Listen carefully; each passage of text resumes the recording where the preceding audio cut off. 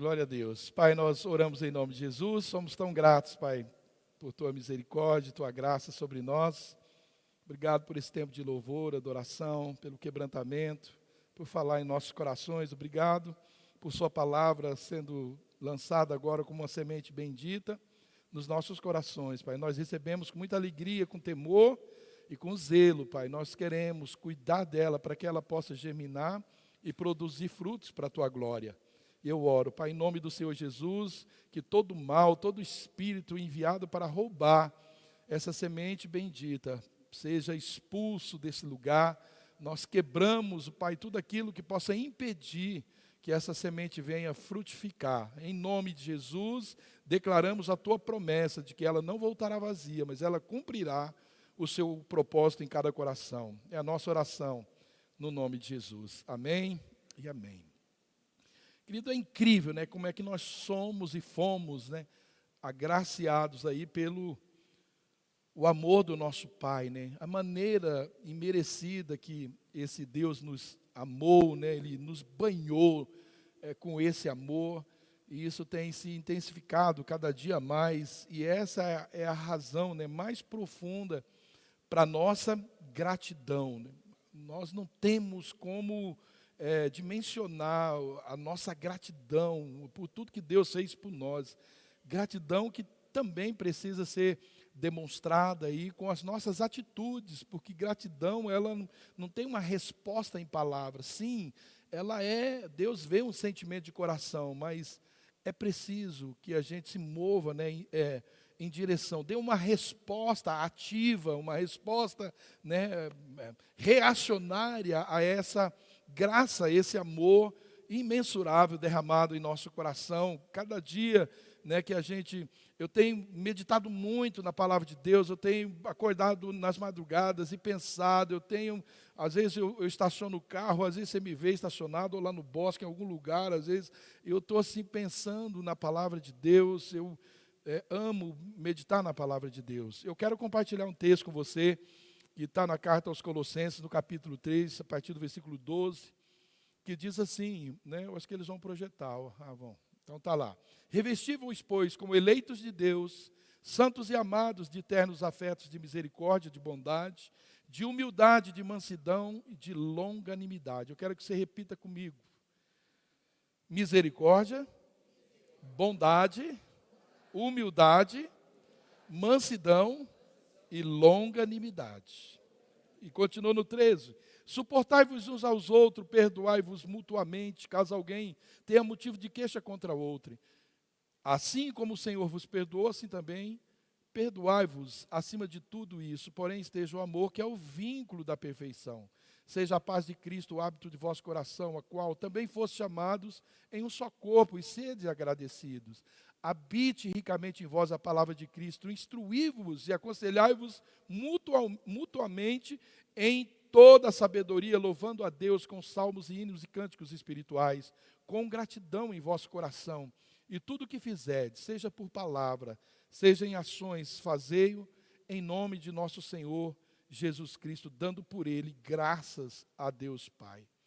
Querido, esse texto começa dizendo, revesti-vos. Revesti-vos. E há uma roupagem diferente, né, daquela que nós usávamos antes, né? Usamos quase que até os 40 anos eu usava essa roupagem. Mas há uma roupa diferente da que nós usamos até então, e isso, né, pede de nós novas atitudes que vão cooperar para aquilo que o Espírito Santo quer fazer em nós e através de nós. Ele quer fazer muitas coisas através da nossa vida, mas Ele precisa que a gente troque essas vestimentas, troque essa roupagem que nós usávamos antes. Os eleitos de Deus, eles não devem mais usar aquelas roupas velhas, né? Nem sequer, né, o texto de Mateus capítulo 9, 16, diz que nem sequer um remendo dessa roupa velha pode ser usada nessa nova roupa que nós começamos a usar a partir do momento que nós recebemos a Cristo no nosso coração. Agora, nós nos tornamos o quê? Depois que nós entregamos a nossa vida para o Senhor Jesus. Agora nós somos santificados, nós somos santos, o texto diz santos e amados por Deus. E essa palavra santo, que no original é kadosh, ela significa separado, ela significa sagrado, significa consagrado ao Senhor. Então, os eleitos de Deus, que somos nós somos separados e nós somos consagrados ao Senhor. Olha o que é isso, querido. Nós não promovemos nada para essa consagração. Quem nos tornou santo foi o próprio Deus. Porque Ele é santo, Ele só se relaciona com o santo, Ele nos santificou, nos deu novas vestes, para quê? Para se relacionar conosco no nível de imagem e semelhança dEle. É incrível, não é isso, querido? Isso é demais, eu fico arrepiado, né? E tanto no Velho, né, como no Antigo Testamento, no Velho Testamento, no capítulo 19, versículo 2 de Levítico, né, como no Novo, lá em 1 Pedro 1,16, Deus ele está dizendo, sede santo, né? Ou santo sereis, porque eu, o Senhor, sou santo. O Senhor não está aqui dando, né, uma condicional, Ele está dando uma ordem, sede santo. Santo vocês serão, porque eu sou santo. Mas o que é ser santo? Qual é a fonte de santidade? O termo hebraico, né, como eu falei, para a santidade é kadosh. Provavelmente, esse termo, ele veio do conceito de separação, ou de remoção daquilo que é sagrado do profano. É uma retirada, é uma separação daquilo que não serve para Deus, daquele que, que está contaminado, para aquilo que é aceito por Deus, aquilo que é santo. Então Deus usou essa palavra para descrever muitas coisas, né, e atividades para... isso tudo está relacionado à adoração, né, a esse convívio com Deus, a essa comunhão com o Senhor. Esse termo é usado, né, para santo, ele tem um significado de separado, como eu falei, e ela também dá a conotação daquilo que é fora do comum, que já não é mais aquilo que era, mas que saiu daquele estágio comum, daquilo que vivia, daquilo que era, e agora vai viver algo sobrenatural, algo que foi gerado no coração de Deus. E o uso dessa palavra santo, desse termo, ele foi restrito, ou ele foi limitado a um povo. Somente esse povo recebeu isso, que é o povo de Israel. E os sacerdotes, eles eram santificados, eles eram o povo santo, o povo de Deus. E nós, por enxerto, nos tornamos o Israel de Deus, e por Cristo nós nos tornamos o Israel de Deus, né? Esse termo santo, ele foi dado para você ver o que Deus não quer só um povo santo, mas tudo que envolve a vida desse povo tem que ser santificado. Deus deu também esse mesmo nome a lugares como o tabernáculo, a objeto, o altar, a mesa da preposição, o candelabro, todas essas coisas, elas precisavam ser santificadas. Até o tempo. O sábado é o dia que o Senhor chama santo, é o dia santo do Senhor, o dia santificado pelo Senhor. O sábado é um dia santo, o sábado quer dizer descanso, não é na nossa cronologia um dia da semana, é um dia de descanso, que todo Israel precisava de ter. Está na lei do Senhor, sábado é santo, é dia, não era dia de trabalhar, era dia de consagração. O oposto de santo, o que é? É impuro ou profano, está lá em Levíticos 10:10. Então, ou nós somos profanos, ou nós somos santos, não tem um meio termo. Não tem um sanfone, não tem. Não tem, você ou é santo ou é profano. Não existe eu sou mais ou menos, sou santinho, mais ou menos profaninho, mais ou menos. Não existe isso. Ou nós somos santificados ou não somos. E muitas vezes, querido, esse termo ele é usado também para nomear ali um espaço separado. Por exemplo, lá no templo tinha o santo do santo, o lugar santo, está lá em Êxodo, depois você pode conferir no capítulo 28, também está isso aí, né, que era um lugar separado, né, daquele lugar que era mais comum, o átrio, ou fora ali do templo. Qual era o propósito nisso tudo ali do tabernáculo, falando sobre o lugar? A adoração. Então a nossa santificação só tem um foco, a adoração, porque é impossível adorar a Deus sem santidade. Não tem como se aproximar de Deus sem santidade. Sem a adoração, ela nem existe se não for da boca de santo. Se for em forma de música, são só canções, mas não é adoração. Se for em forma de oferta, dízimo, oferta, e se ela não for expressão de santidade, ela nem é adoração. Ela só é um ritual. Deus não quer ritual. Deus não quer sacrifício. Deus, Ele quer coração, contrito, arrependido. Também Sião, às vezes ele é chamado de Santo Monte. Está lá no Salmo 2,6. E outras vezes também ele é usado para descrever ali uma característica, O nome de Deus, ele é literalmente expresso como Santo Nome. Em Levíticos, no capítulo 20, versículo 3, ele diz, meu santo nome. E frequentemente, querido, esse termo, ele também é usado como um verbo, santificar. Santificar uma coisa, é consagrar isso ao Senhor, é separá-la para o uso comum. Então, a gente pode ou não santificar uma coisa? Podemos santificar o meu carro ao Senhor. Meu carro nunca vai ser, eu vou consagrar o meu carro ao Senhor, e ele nunca vai ser usado para nada que é profano. Eu vou santificar a minha roupa ao Senhor, e ela nunca vai ser usada de maneira profana. Eu vou santificar tudo que eu tenho na minha casa, eu vou santificar ao Senhor a minha cama, e ela nunca vai ser usada como um lugar profano. A gente pode fazer isso. Porque nós estamos separando algo, um objeto ou algo que até então era comum, que agora já não é mais. É algo que o Senhor recebe, é algo santo, é algo que tem a ver com aquilo que o Senhor espera de mim, faz parte de um resultado que o Senhor espera da minha vida. Não só que o meu corpo, a minha mente, a minha vida seja santificada, mas tudo aquilo que me envolve, meu trabalho, minha empresa, meu carro, tudo, o ministério, tudo isso está no mesmo pacote. Se tiver alguma coisa dentro desse pacote que não está santificada ao Senhor, não tem como o Senhor estar ali.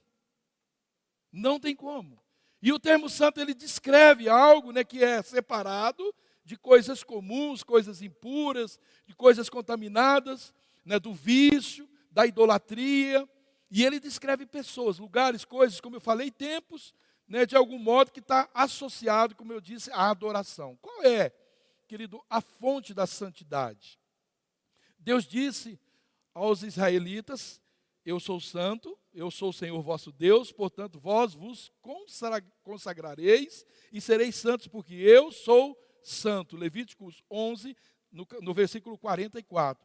Perceba, querido, que na verdade, Deus ali, ele cria um mundo, ele cria ali um ambiente de santidade, um ambiente onde santidade está em tudo, Portanto, santidade, obviamente, não existirá sem aquele ambiente, sem que nós estejamos. Quem não é santo não pode santificar nada. Então, quando Deus santifica tudo, nós também precisamos nos santificar. Santidade, ela não é, querido, um atributo de Deus, mas ela é essencialmente a natureza de Deus. O Espírito Santo é Deus. Então Deus, ele é santo por excelência. A essência de Deus é santidade. Não é um atributo de Deus. A essência, Deus é santo. Deus é santo. Santidade se refere a Deus ou aquilo, que por ele foi feito santo. Portanto, nenhuma santidade existe fora de Deus. A gente pode ser bom quanto for, você pode fugir do pecado, você pode ser a pessoa que nunca fez o que é pecado. Mas se Deus não te santificar, você não é santo, porque nós nos santificamos por nós mesmos. Ninguém tem o poder de se santificar. Nós somos santificados através de Cristo. O sangue de Jesus é que nos santificou para Deus.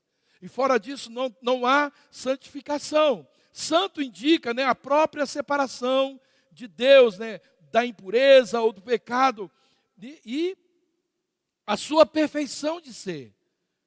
Né? As coisas, elas eram purificadas, limpas, e a partir daí elas se tornavam santas. O que Deus está querendo nos dizer hoje?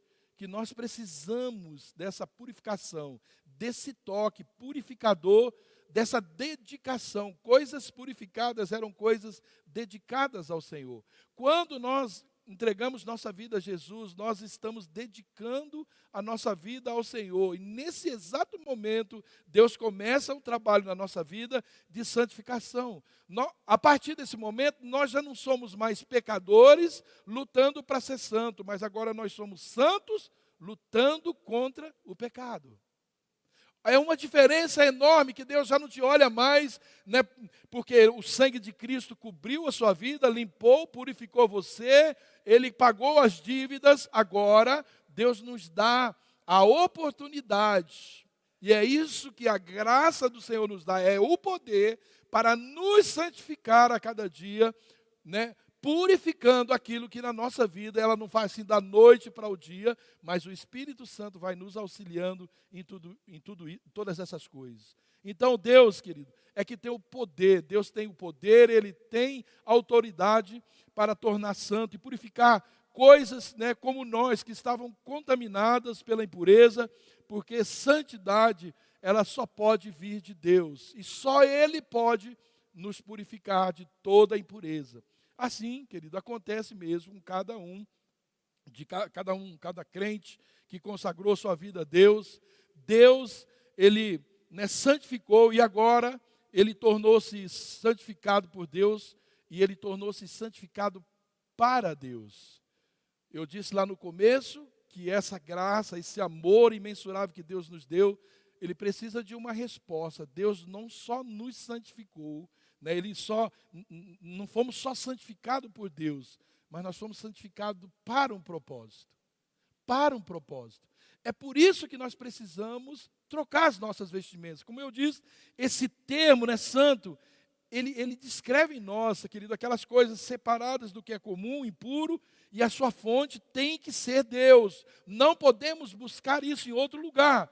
Mas isso é para nós só o começo. Olha o que Pedro diz: sede santo, porque eu já no Novo Testamento, porque eu sou santo. Está lá em 1 Pedro 1:16. Mas essa ideia não é nada novo, não, querido, porque eu já citei, Deus, Ele indicou logo de início o que Ele esperava de todas as pessoas, o que Deus esperava que elas fossem, que todas as pessoas fossem. Gênesis 1:26 diz que nós fomos criados.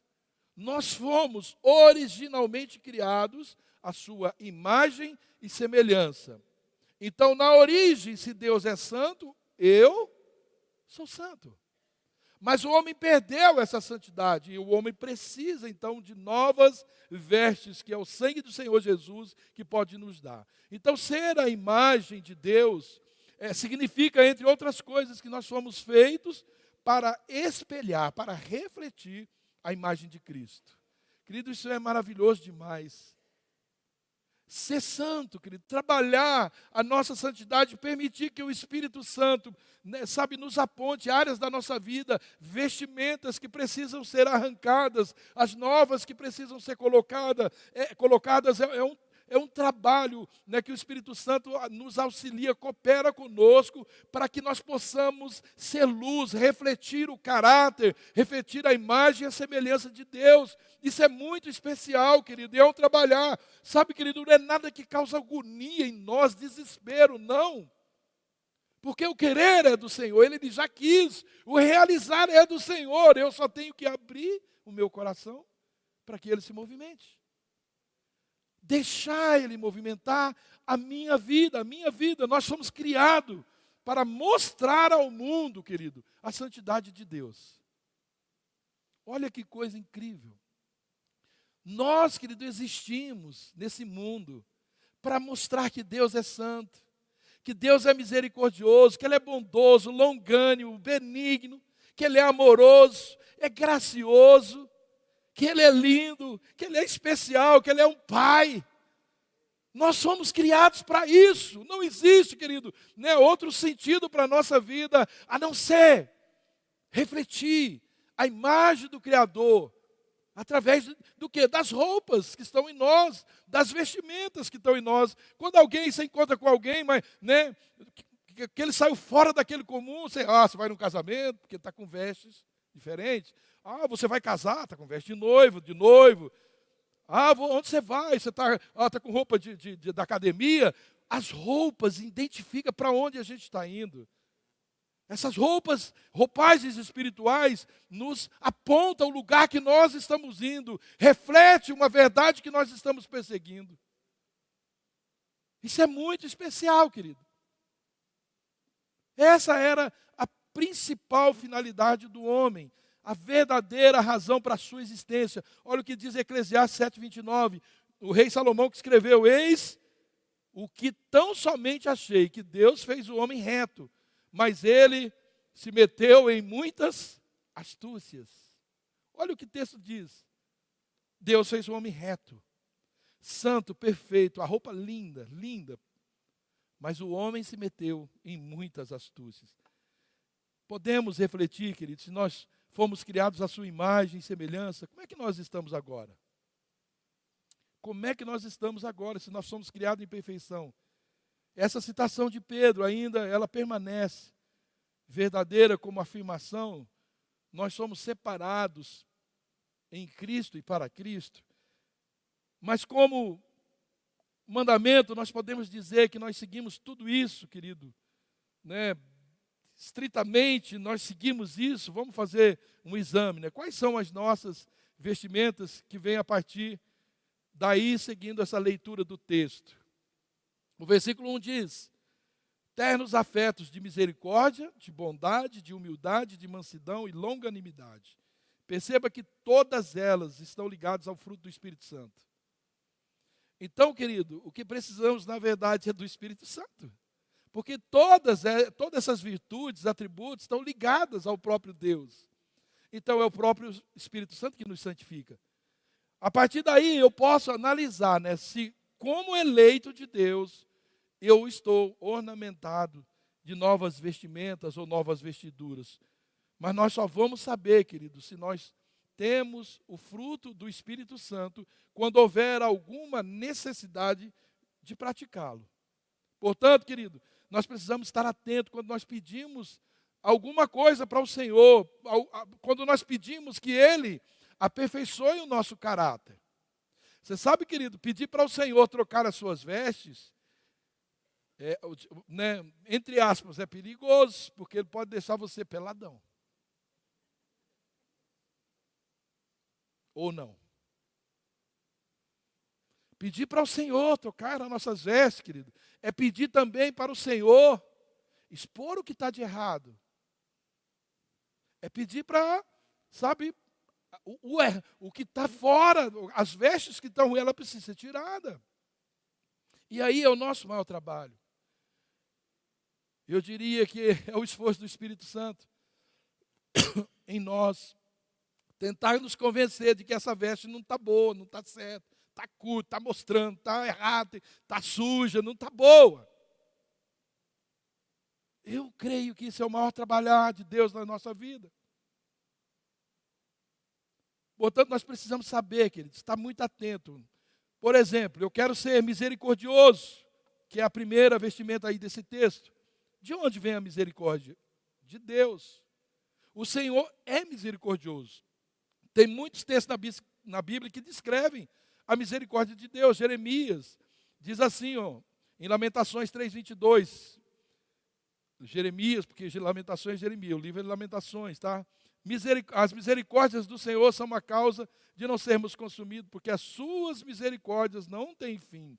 Renovam-se a cada manhã. Grande é a tua fidelidade. Olha o que o Senhor é. Então a misericórdia tem que nos vestir disso. Eu olho no texto e eu não vou dizer assim, o Senhor é isso, uau, eu posso usufruir disso. Não, o texto está dizendo para eu me revestir disso aqui. Eu me vesti disso aqui. Porque o Senhor é assim. E se Ele é assim, eu preciso me vestir disso aqui. O Salmo 103, 13. Como um pai se compadece de seus filhos, assim o Senhor se compadece daqueles que o temem. Compaixão é um sinônimo de misericórdia. Eu preciso me vestir disso aqui. O Senhor é assim.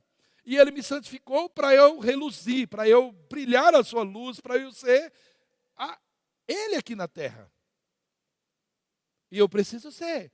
Em Miqueias 7,18, a Bíblia diz: quem é Deus semelhante a ti, que perdoas a iniquidade e que te esquece da transgressão do resto da tua herança? O Senhor não retém a sua ira para sempre, porque Ele se deleita na benignidade. Mas eu não quero perdoar ninguém. Estou sempre irado e pisou no tomate, eu vou crucificar mesmo. Não tem moleza comigo, eu sou assim. O Senhor quer trocar essas vestes. Quer colocar em nós vestes de misericórdia. Vestes de misericórdia. Com aqueles que falham conosco, aqueles que nos ofendem, aqueles que pisam no tomate, aqueles que, às vezes, a coisa não é fácil, não. Mas o Senhor é assim conosco. E vamos espelhá-lo. Como está, o nosso relacionamento com Deus? Sua graça, compaixão e misericórdia. Eles estão sempre, querido. O Senhor está sempre, Ele está disponível para nós, tudo isso. O perdão dEle para curar as nossas feridas. Nós precisamos estar com o coração aberto para ser cura na vida das pessoas. Ele pode, sim, o Senhor pode restaurar a nossa fé. Nós temos que ser motivo de fé para as pessoas. Ele pode restaurar a nossa esperança, o amor, para que nós sejamos misericordiosos, assim como Ele é. Então, que tal, a gente receber essa porção, essa bênção do Senhor? Está difícil? Está difícil? Peça. Buscar-me-eis, pedir, dá-se, boa medida, recalcada, sacudida e transbordante.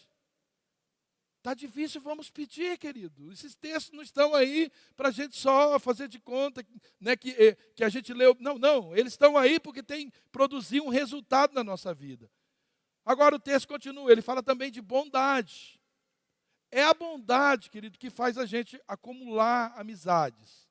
Bondade é tremendo demais, quando a gente tem atos de bondade, como isso abre um caminho, Por isso nós não podemos escolher com quem nós queremos ser bons. Porque bondade é um atributo de Deus, e Deus é bom o tempo todo. O tempo todo Deus é bom, Ele não escolhe, Ele nunca escolheu ser bom só para algumas pessoas. Deus não tem, eu gosto do Kelly, porque o Kelly é tão legal, lê Bíblia, ora, me busca, é um bom marido, um bom pai, o Jorge, eu vejo como é que ele trata a Tati, eu amo tanto ele, mas os outros eu não sou muito bom não, porque não. Deus não é melhor para um. Dou um bonzinho para o Ney, porque o Ney é tão lindo, fofinho. Fofinho não pode faltar, Ele simplesmente é bom o tempo todo, em todo o tempo Deus é bom. Deus, Ele não tem reações de bondade.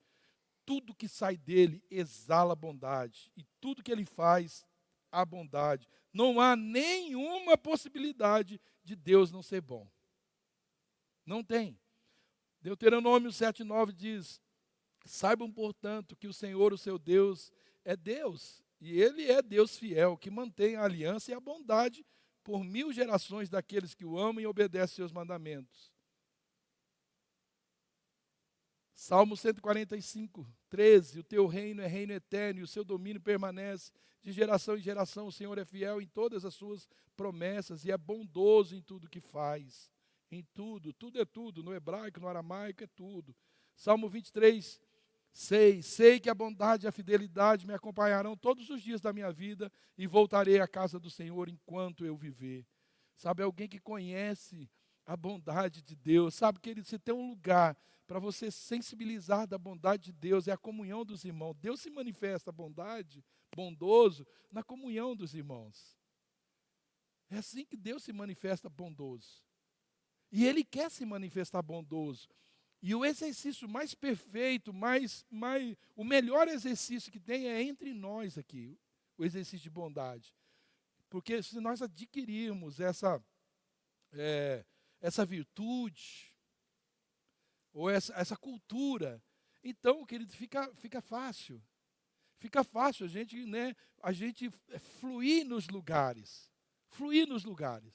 Eu tenho pedido ao Senhor, Senhor, eu quero ser bom, eu quero ter os meus olhos bom, eu quero enxergar a necessidade das pessoas. Às vezes não é dar uma coisa, às vezes é falar uma coisa, é dar um abraço, é manifestar essa bondade.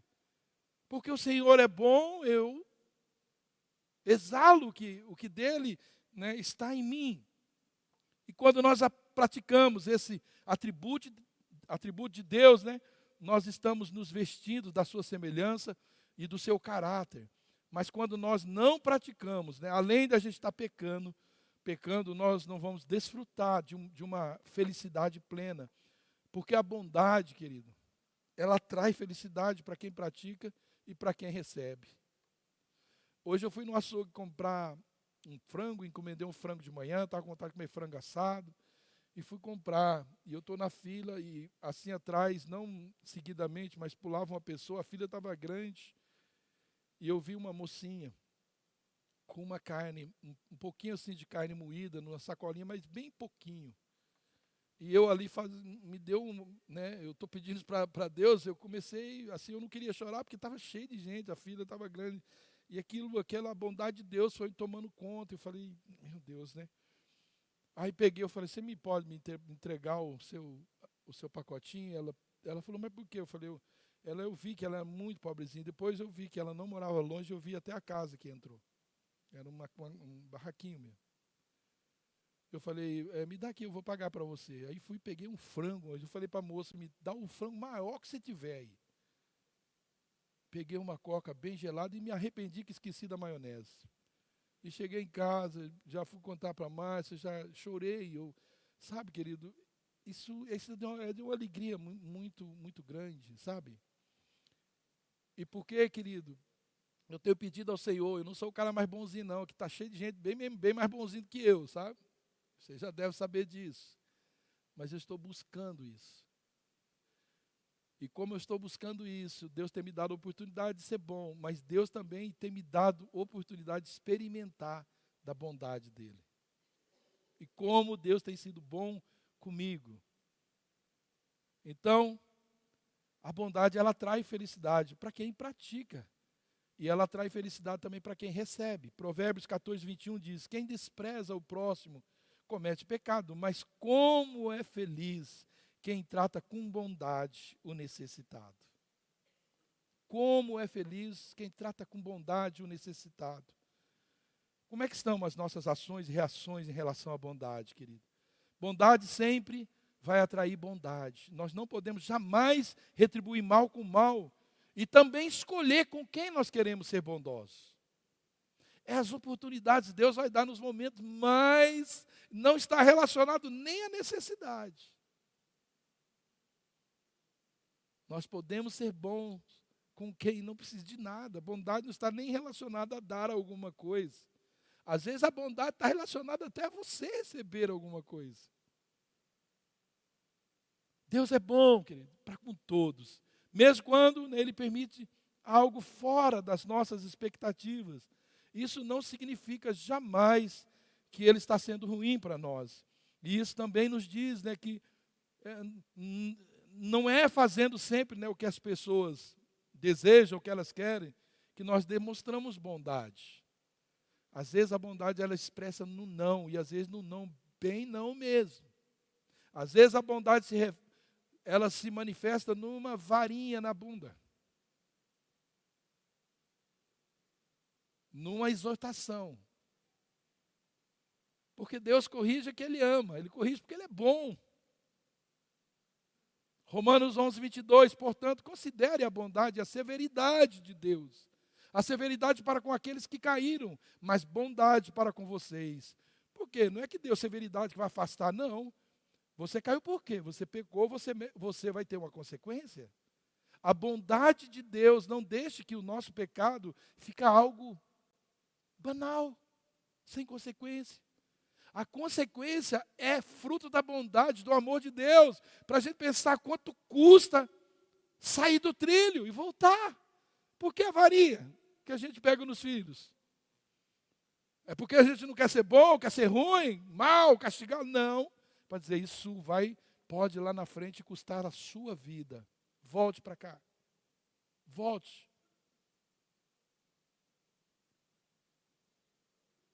Desde que permaneça, olha aqui, portanto, considere a bondade e a severidade de Deus. Severidade para com aqueles que caíram, mas bondade para com você, desde que permaneça na bondade dele. De outra forma, você também será cortado. Nossa, mas Deus falou isso, querido, a bondade de Deus, muitas vezes, eliminou nações. Foi a bondade de Deus para preservar a santidade de um povo. Sabe, a unidade de um povo. 1 Tessalonicenses 5,15. Tenham cuidado para que ninguém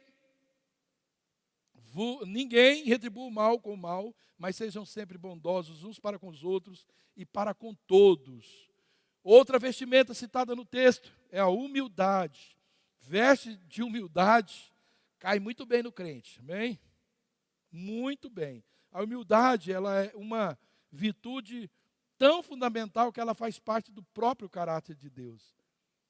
A Bíblia diz que Deus, ele é incomparavelmente exaltado, ele é majestoso, ele é grandioso, mas ainda assim, ele se inclina para observar a sua criação. O Salmo 113:5, quem é como o Senhor nosso Deus, que habita nas alturas? Está dizendo, não há ninguém semelhante a ele, ao qual se inclina para ver o que está nos céus e na terra. Porque um Deus tão grande, rodeado de adoração, o que ele quer com esse monte de gente pecador?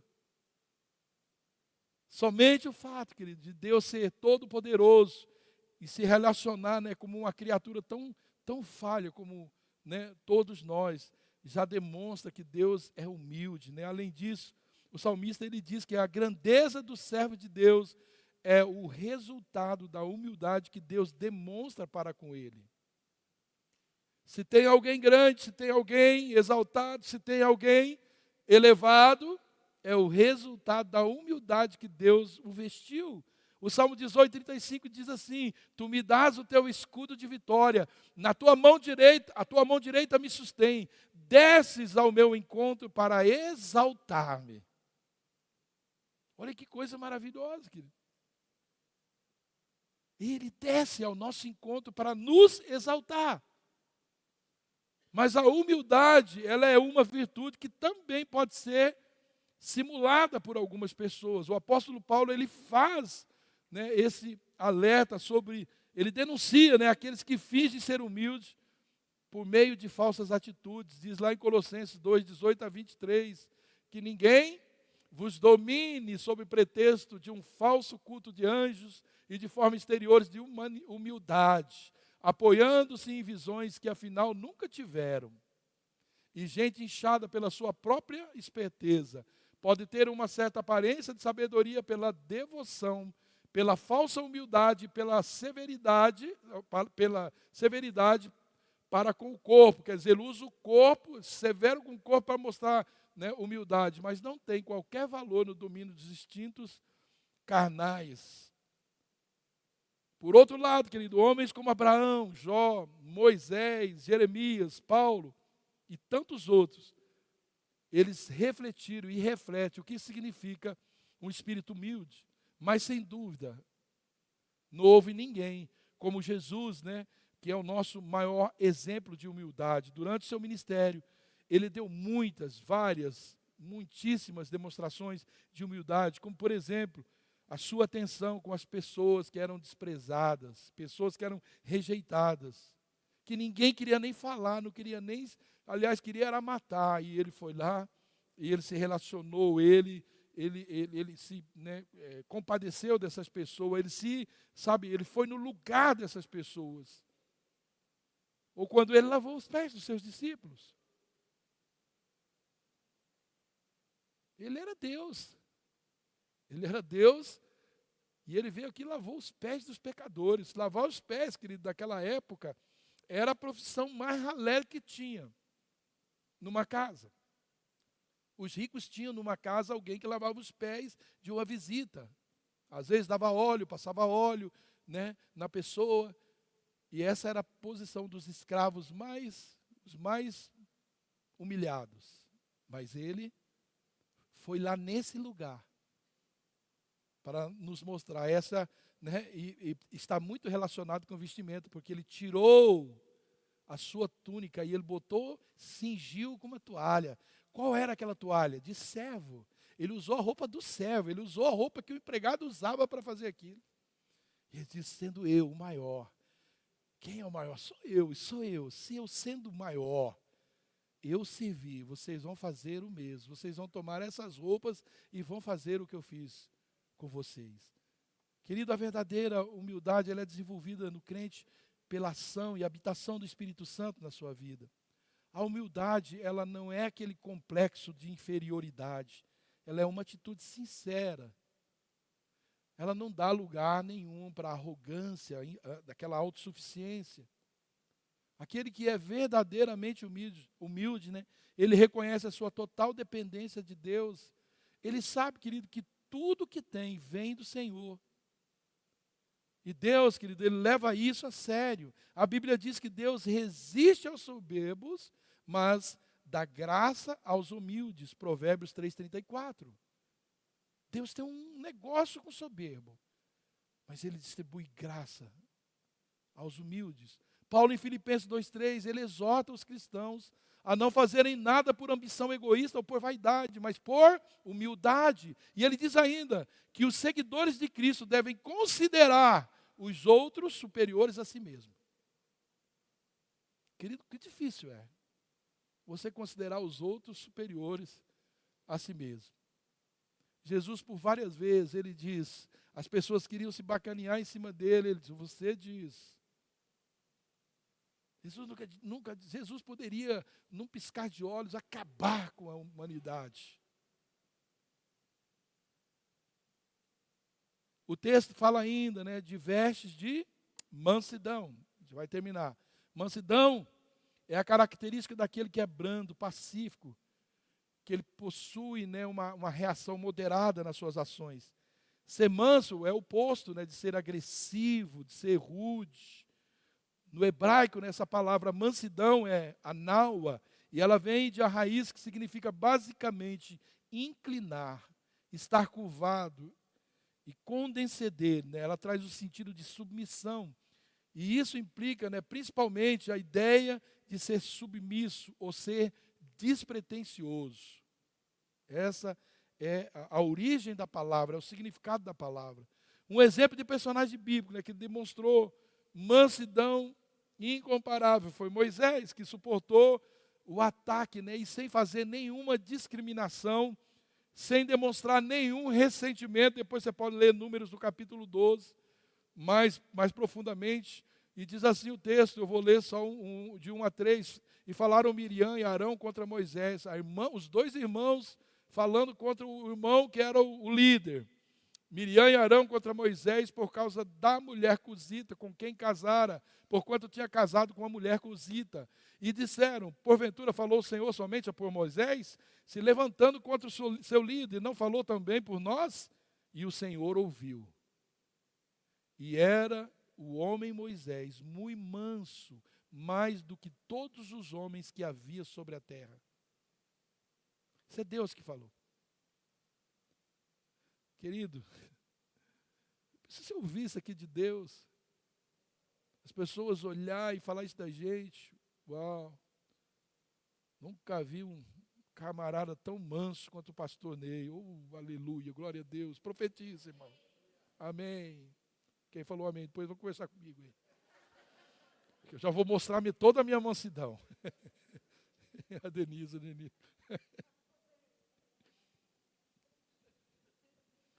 Eu sei porque ela falou amém. Ela entrou agora. Eu estava lá debruçado na palavra, ela entrou, pastor, me libera para ir na casa da minha mãe. É aniversário dela, do pai, da minha irmã, do cachorro, do gato. É aniversário, todo mundo na casa dela fez aniversário essa semana. Né, Denise? De nada. Interceda por ela, irmã. Que eu quero mostrar a ela toda a minha bondade.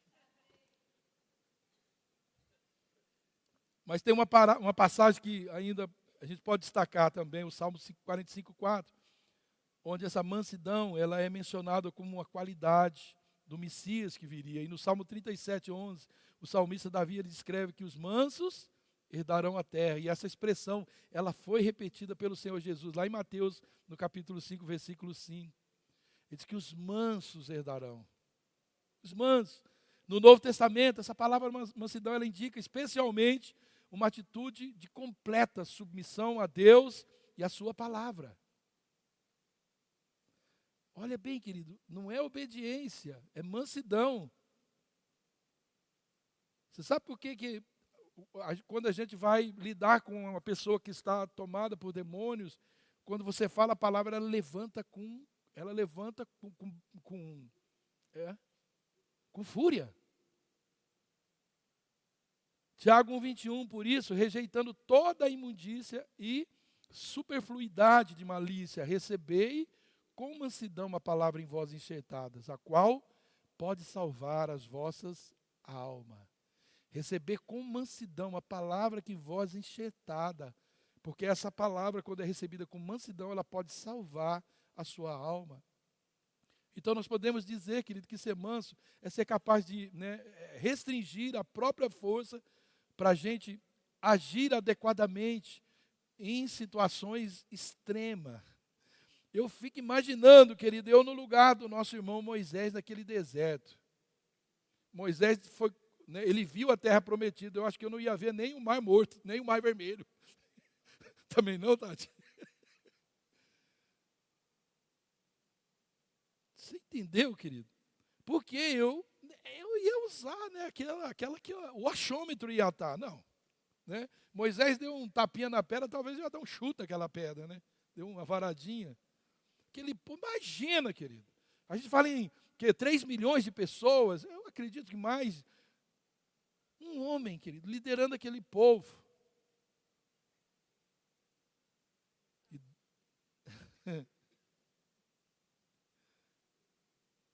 A mansidão é uma qualidade que indica que nós somos guiados pelo Espírito Santo e que seu fruto é gerado em nós. Amém, querido?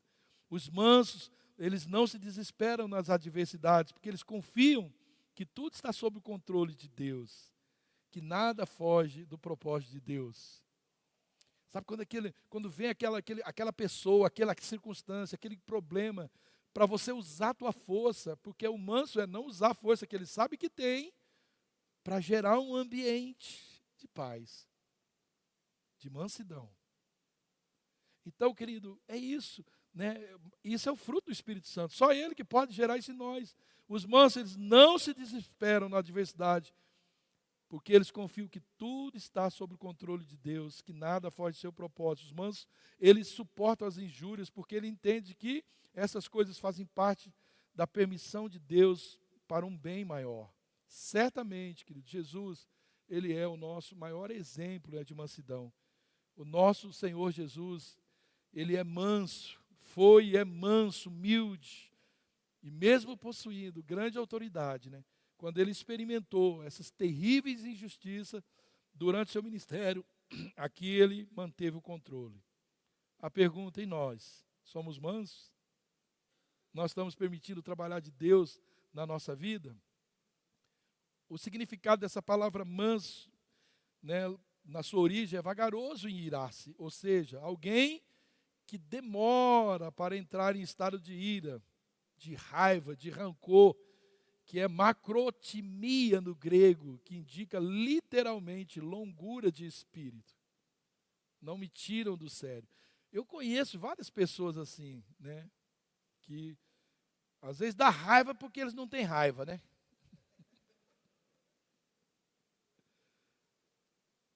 A longanimidade e a benignidade estão correlacionadas dentro desses ensinamentos de Deus. Então, o ato da gente ter paciência perante os problemas ou injúrias é característico da longanimidade, enquanto que a benignidade é o ato de fazer bem. Essa expressão, ela também pode ser entendida, compreendida na Bíblia como paciência, misericórdia, compassividade, serenidade, bondade, generosidade. A longanimidade, ela é uma das características daqueles que seguem os passos de Jesus. Então, através do Espírito Santo, a gente pode sim, querido, desenvolver o nosso domínio próprio, agindo com temperança, com paciência diante das situações.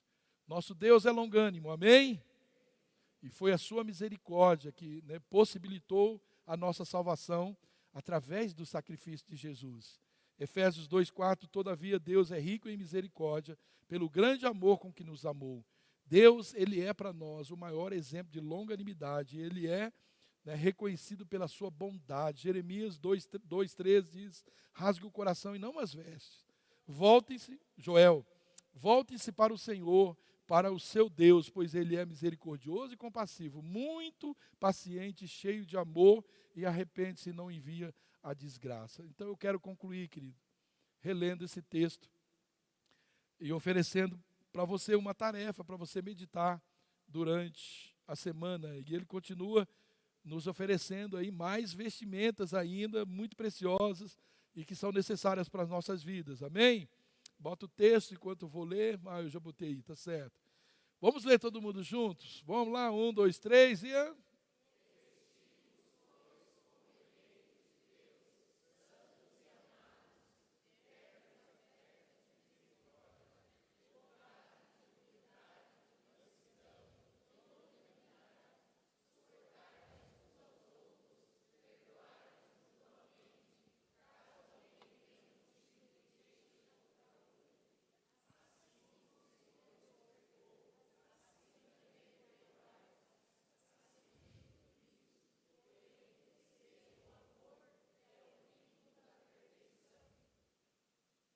Você pode aplaudir o Senhor?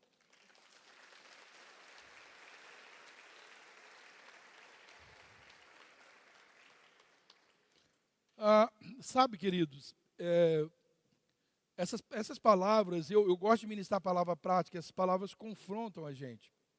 E eu ultimamente tenho pensado em muitas coisas, bastante coisas, a respeito, especialmente da minha vida. Eu acho que isso é inerente.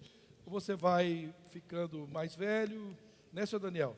Você vai pensando nas coisas que você já fez. O seu Daniel, né? Nós já estamos por aí, né? Quem mais aqui? Quem aqui já dobrou os 60 aí? Lá, tem lá. O seu Amir. Oi, dona dele, tudo bem?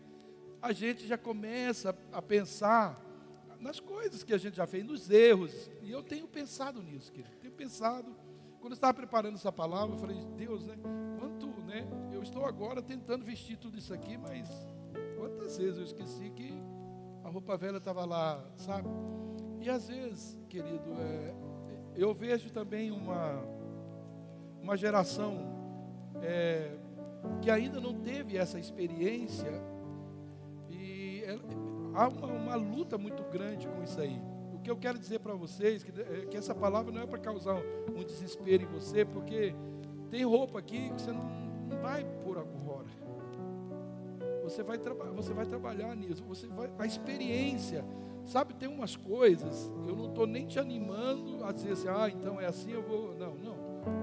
Você sabe o momento certo, né? Você sabe quando tem um casamento, que roupa você vai comprar. Você sabe quando você vai numa formatura. Você sabe quando você vai na praia. Você sabe a roupa que comprar para aquele momento. Então não se desespere, querido. Sabe, tem coisas que só a maturidade vai te dar. Esquece, você não vai conseguir isso lendo livros, você não vai conseguir isso em lugar nenhum. É só os anos, tem experiência, tem coisa hoje que eu sinto vergonha, que eu falei, que eu fiz, aqui na igreja. Eu não faria hoje. Coisas que eu falei, eu não faria hoje. Da forma que eu fiz.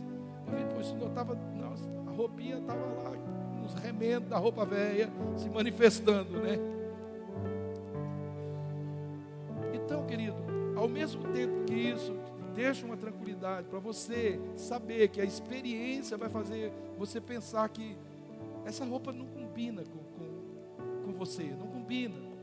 O tempo vai te ensinar, né? Eclesiastes fala isso 3, o tempo vai te ensinar, tempo para as coisas, ele vai te ensinar a essas coisas.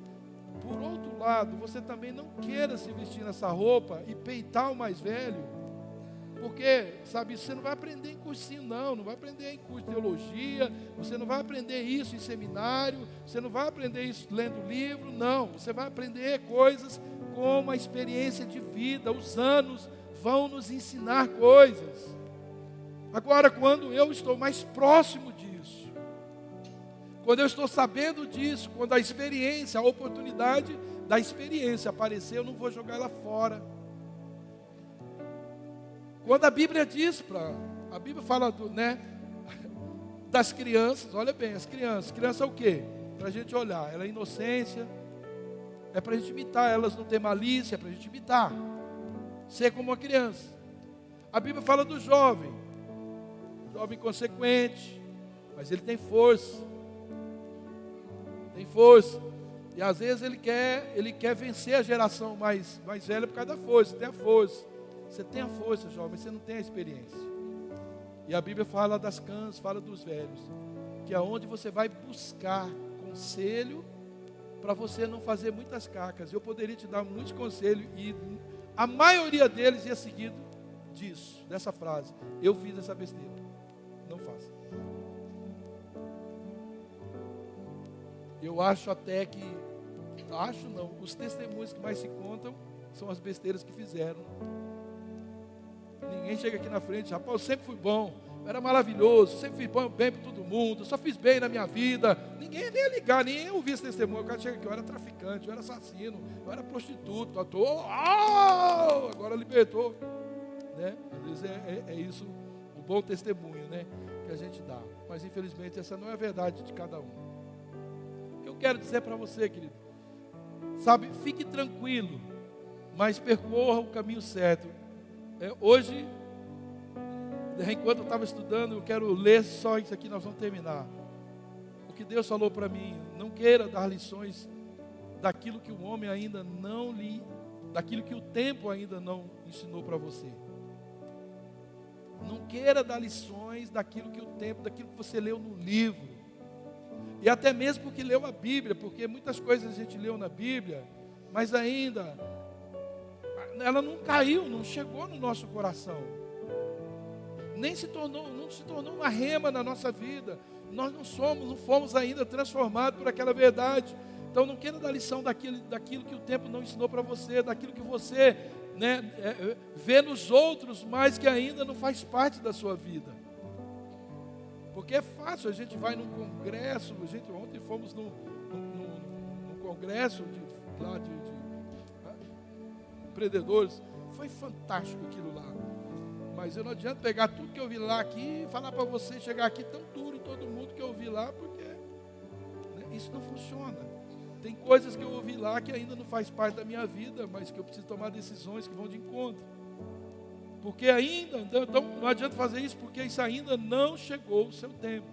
E não se acuse por isso, porque tem coisas que somente a sua própria experiência é que te dá autoridade para ensinar. Não é o que você leu, não é o curso que você fez. Porque isso é fácil. É fácil falar o que a gente leu, o que a gente estudou. Difícil é falar o que a gente vive. O que a gente aprendeu na vida, com os anos, o que isso no Senhor nos ensinou. Então, não é o que você lê nos livros, e nem nas experiências dos mais velhos, é o tempo. Porque é fácil eu vi as coisas como meu pai era, e muitas coisas dele, ele nem era um cristão na época, e eu queria, mas é difícil ver isso meu pai, né? Meu pai era um cara muito diferente da maioria dos homens que vejo até hoje. Caráter, muitas virtudes. Eu falei, meu Deus, ser como meu pai não é fácil. Então não adianta eu contar a história do meu pai para você, a experiência dele. Eu preciso transmitir a minha experiência. Eu quero te encorajar, querido, a você almejar essas roupas. Você olhar, sabe aquela roupa que você passa na vitrine e fala, um dia eu vou ter dinheiro para comprar, um dia, né? É isso aí que eu quero. É você ler a Bíblia, ler isso, e você meditar nessas palavras, é isso, é esse caminho que eu estou andando, eu não vou sair dele. Eu sei que através dos anos, a minha experiência de vida vai me botando essas roupas, Deus vai me vestindo, Deus vai me calçando, Deus vai me preparando, e eu quero isso, né? O conselho ao mês, sonhe, foque em novas vestes, novas vestes, novas vestes. Ah, pastor, mas a minha está bem bonita, glória a Deus. Eu também acho que a minha não está tão feia, mas não está como eu quero que esteja, como Deus quer que esteja, não é eu não, sabe? Mas eu sei que mais uns anos eu vou ter mais experiências, e essas experiências, elas vão me decepcionar, elas vão produzir meu coração uma necessidade. Deus nos impulsiona, precisa ter tempo para todas as coisas. Eu creio, Jorge, dá tempo para todas as coisas, sabe? Não dá, jovem, não dá. Não dá para você viver o que eu vivo hoje. Você pode até, né? Eu posso até te contar as minhas histórias, mas algumas experiências você vai passar, você vai aprender com experiências. E o conselho para acabar mesmo agora: não queira aprender com os resultados negativos, com as coisas que você vai sofrer sem necessidade, sabe? Sem necessidade. Estou lembrando agora de um bananal que tinha lá onde eu plantava roça, lá em São Paulo, e tinha banana. Então a gente cortava o cacho de banana, ainda quando ela não estava nem pronta para cortar, porque a gente queria amadurecer ela logo, e a gente puxava lá, metia um gás nela, ficava uma banana horrorosa, mas a gente comia aquela banana que nem é madura, nem é verde, nem é podre, nem é boa, né? E não é isso que se fazem com a banana. Dá para comer? Dá, mas não é boa. Agora deixa ela amadurecer lá no cacho, ou quando ela estiver bem no ponto, você corta, põe no meio da moita ali de banana, de bananeira, você vai ver, ela vai ficar doce, gostosa, né? Então, querido, quando a gente quer acelerar o processo, a gente vai, o gosto não fica legal. Deixa Deus trabalhar, só permita o processo natural, vai ficar mais gostoso, mais suave, e você vai dar os testemunhos menos sofridos. Não tenta, né, se podar, se cortar para aprender da forma mais ruim, mais negativa, mais sofredora. Não precisa. Amém? Feche teus olhos, vamos orar.